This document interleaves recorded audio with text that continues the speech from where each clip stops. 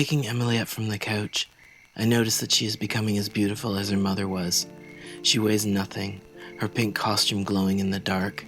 Walking back through the house and out onto the terrace with her in my arms, I see Mr. P in fancy dress out on the black lawn trying to light little Japanese paper lanterns. Mr. P is our neighbor to the north.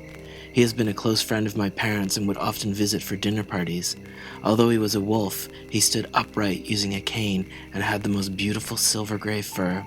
He smelled of moss and earth, as if he had just come from some gloriously lush garden where he had been rolling about. In the summer, he wore huge baggy shorts with a hole in the back for his tail and a white dress shirt with sleeves rolled up.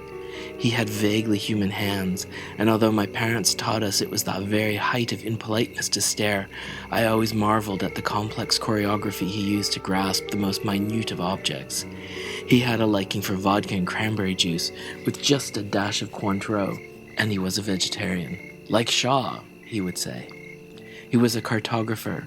His desire was to be known just for his map making and his charting, so we tried as much as possible to talk of that and not of his wolf past, although I know my father was privy to at least some of his secrets as they were roommates in college. His talent was that of an interpretive cartographer. He would use his senses rather than science to transcribe the geography of a place. His work was so detailed and evocative it often wound up framed on walls rather than dog-eared from use and stored in long flat drawers. In my mother's room there is an extraordinary topographical survey of her pumpkin patch that he gave her one autumn. He also mapped our two houses. So obsessive was he that along with the plumbing, electrical wires, furniture, and fixtures, he also included the placement of the pictures and the contents of the shelves, drawers, and closets. There is even a map of the mouse holes. He mapped the forest that divided our properties and the disused tunnels that joined them, including the one that led out to the sea. And he mapped the sea itself. I know my mother adored him and would often send over flowers or the first pickings of strawberries. I remember coming upon an evening of bridge and seeing my mother gently stroking his ear, Mr. P's eyes rolling slightly while my father talked on of the railway. My sister and I also adored him.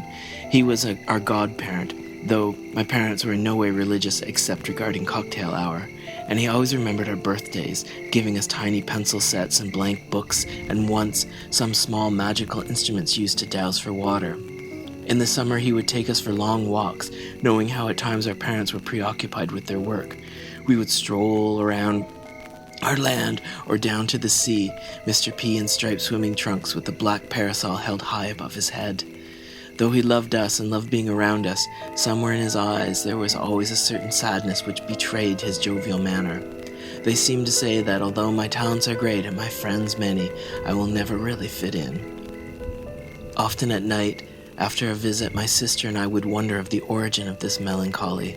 Certainly a lot had to do with the fact that it was awkward for him simply to go out. He would not eat in restaurants, buy a loaf of bread, or go to the cinema in town, as there was always that fear of startling someone new. So he kept to himself, even though all the people in the village knew and loved him, and some of the most useful maps in the town hall were his. In our early teens, my sister and I developed the theory that he and our mother had been at some point lovers. We had even decided that he had moved here to the house connected by hidden tunnels just to be close to her. A wolf Gadsby, standing on his lawn, his keen sense of hearing searching out her laughter in the midnight air. But whatever his reason for being here, he was amusing and refined, and as a guest at dinner was always witty and wonderfully charming and magical. Although he is still a great friend to me, he rarely visits. Though we never speak of it, Emily has a relationship with him far more spiritual than my sister and I ever did. In spite of the fact that he became like a father to us when our parents disappeared and stayed with us while we waited for some word. To help pass the awful hours, he would take us for drives in his car, the wonderfully romantically named Shooting Drake. While driving, he told us of his school days and his travels, though we wondered how true they were, as we had never seen him venture any farther than the town, and only then by night. I think that once my parents vanished, and once my sister disappeared, once this house fell into disarray, he wanted to keep the memory of my family as we were when we were all here and happy.